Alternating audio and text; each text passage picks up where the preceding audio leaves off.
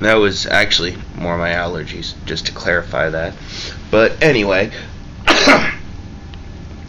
got Joe Who here, and first off, I'd like to clear something up. I've been getting some questions about why when I take a hit I blow it into the camera, and that's kind of like my way of sharing with you guys. And if there's something in particular that you don't like about it,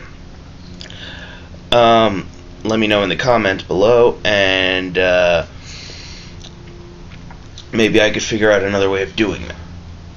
I don't know. But, that's kind of my thing.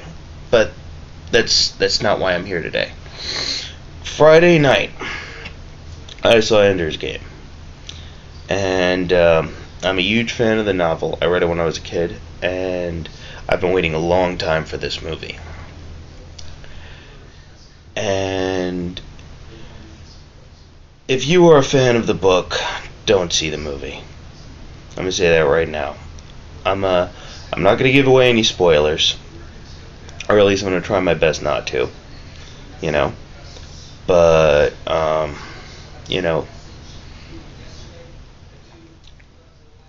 the whole thing was very rushed. There's not enough time for character development and proper building of character relationships. And visually it was beautiful.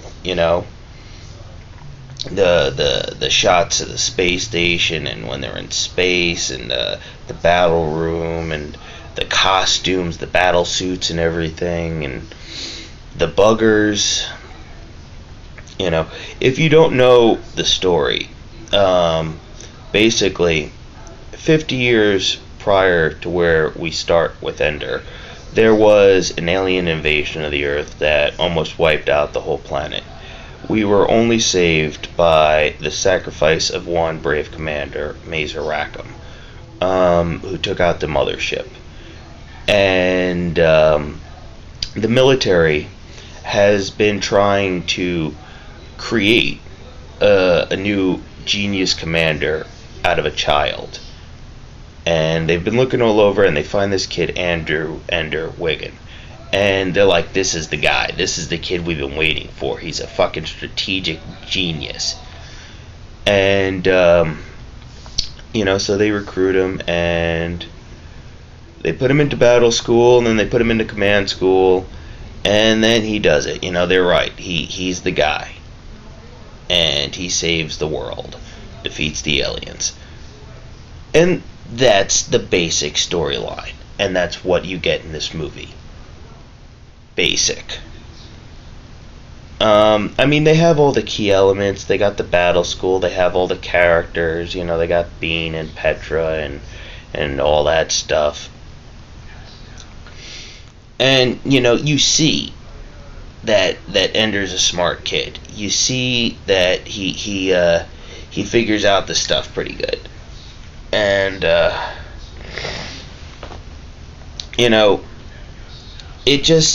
it's too rushed. It's like, okay, you put him into battle school.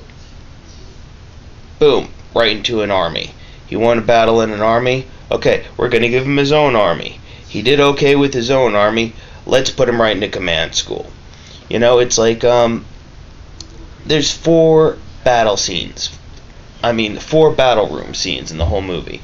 And, not only is the battle room the coolest thing in the book, but it was Orson Scott Card's original inspiration for the whole fucking thing. It's like he got this idea of a bunch of kids training in a military installation in a zero-gravity room in an orbiting space station. And then he's like, okay, well, why are they in the battle school? And then he figured that out, and then he's like, okay, who's the guy? Who's the kid? What's the character? And then there was Ender. And that was the thought process. And there's 4 battle room scenes in the whole movie. And then he's right into command school, and then, they show him with 2 practice command battles, and before his final test, and I'm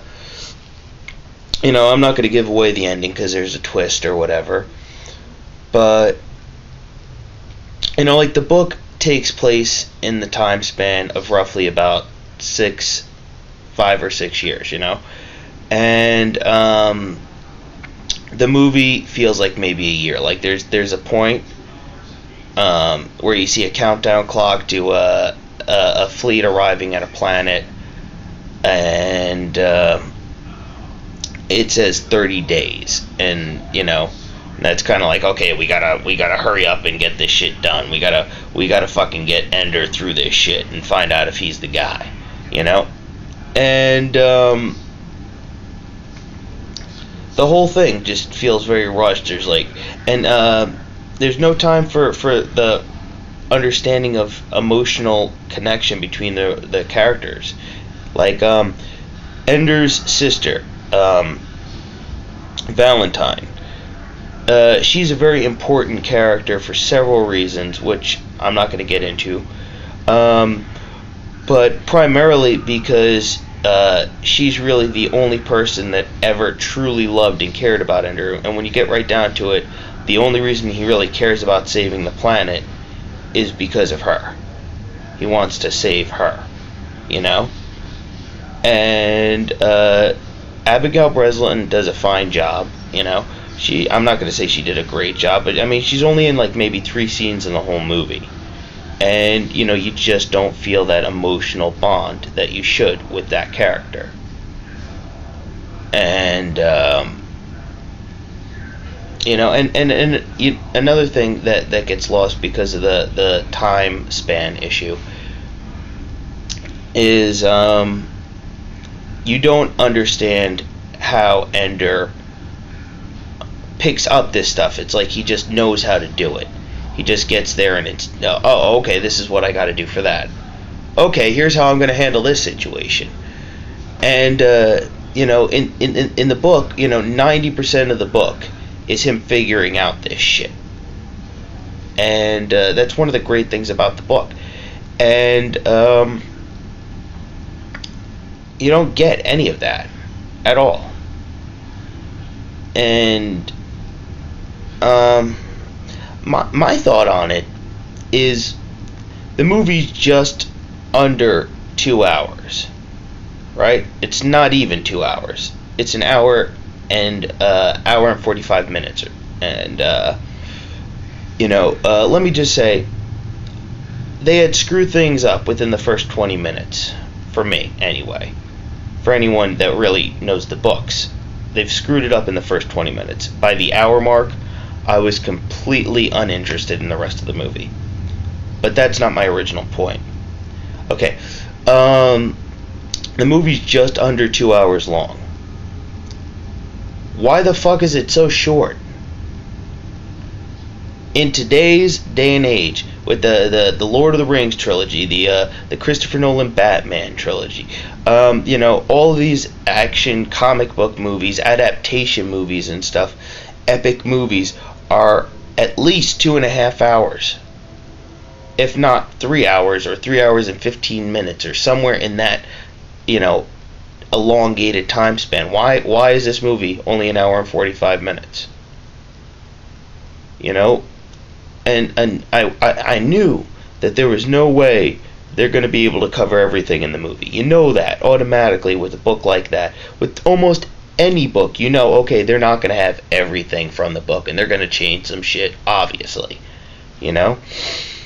But if it had been even like 2.5 hours, they could have had so much more. They could have, created a longer lapse in time span, flashed away to some other stuff, and then come back to Ender and be like, 3 years later, or some shit like that along the bottom of the screen. You can't really age the kid 3 years, but you do shit like, start him out in the beginning of the movie with kind of a shaggy haircut, and maybe not looking so serious, and kind of being like, innocent, maybe. Because the character's supposed to be 6 years old in the book. The character is 6 years old in the book. Yes, they made him older in the movies, like maybe 10 or 11, somewhere in there. But, he's not this hardened character. And you know, then you give him the haircut, then you make him serious, but it's like, just, I don't know.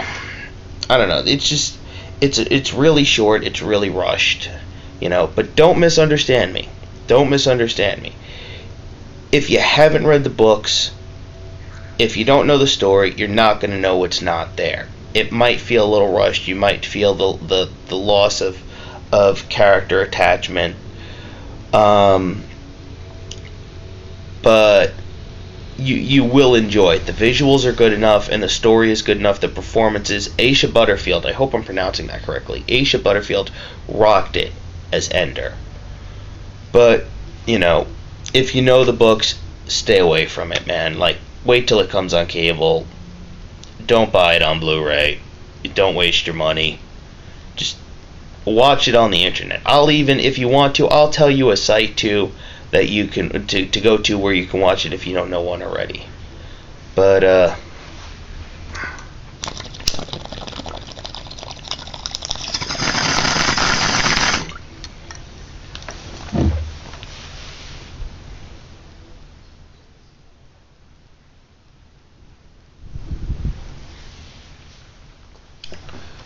I'm Joe Who.